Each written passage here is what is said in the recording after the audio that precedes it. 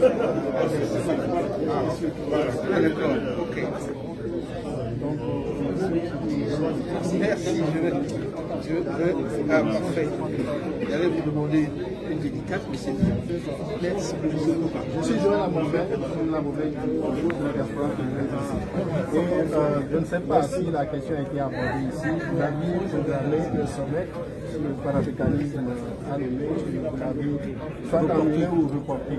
Le fond de ma question, c'est que au Togo, il y a un bouleversement depuis très longtemps qui s'est intensifié depuis 2004 et qui a été accompli en quelque sorte par ce que le régime a fait, c'est-à-dire un changement de régime sans aucune consultation référendaire.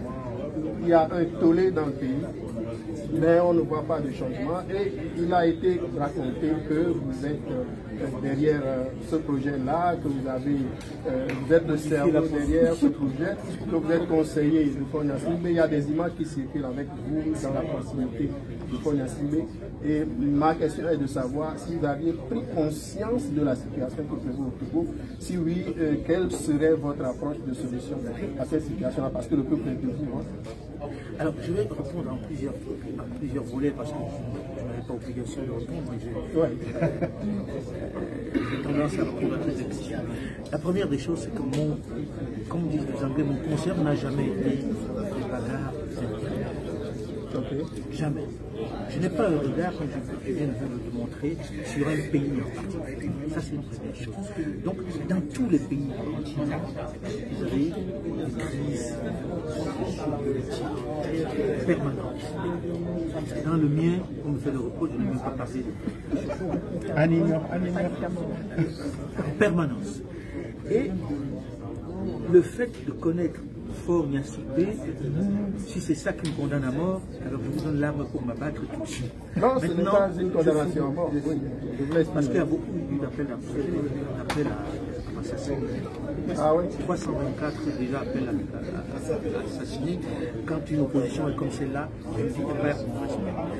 La deuxième chose, c'est que je mets au défi quelqu'un qui puisse trouver un reportage sur le Togo.